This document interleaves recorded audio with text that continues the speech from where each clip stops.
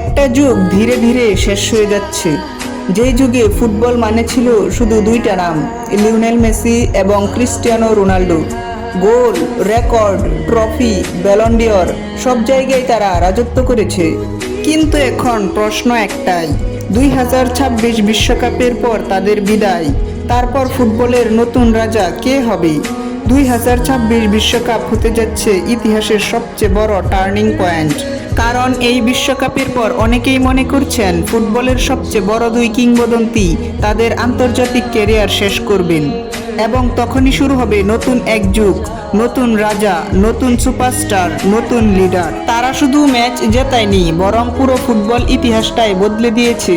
কিন্তু বয়স, সময় আর বাস্তবতা বলছে এই যুগের শেষ খুব কাছেই। আর তাই এখন ফুটবল দুনিয়া তাকিয়ে আছে ভবিষ্যতের দিকে। এখন প্রশ্ন, মেসি রোনালদোর পর কে হবে নতুন লিডার? চলো দেখি সবচেয়ে শক্তিশালী চারজনকে। কিলিয়ান এমবাপ্পে, সে ইতিমধ্যেই বিশ্বকাপ জিতেছে। তার স্পিড, ফিনিশিং আর বড় ম্যাচে পারফরম্যান্স তাকে আলাদা করে। অনেকেই মনে করে সেই হতে পারে নতুন ফুটবলের মুখ। যদি 2026 বিশ্বকাপে আবারও বড় পারফরম্যান্স করে, তাহলে সিংহাসন তার হাতেই যেতে পারে। Vinicius junior, dribbling, speed, skill সব আছে। ব্রাজিলের ভবিষ্যৎ মুখ বলা হয় তাকে। যদি বড় ম্যাচে ধারাবাহিক পারফরম্যান্স করতে পারে, তাহলে সেও হতে পারে বিশ্বকাপ হিরো। আর্লিং হাল্যান্ড, যার নাম শুনলেই মানুষ বলে গোল মেশিন।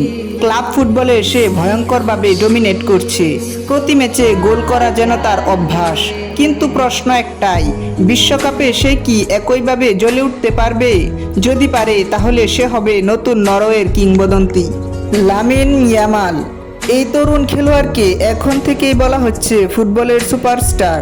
কম বয়সেই তার ড্রিবলিং, স্পিড আর ভয়হীন খেলা সকলেরই নজর কেড়েছে।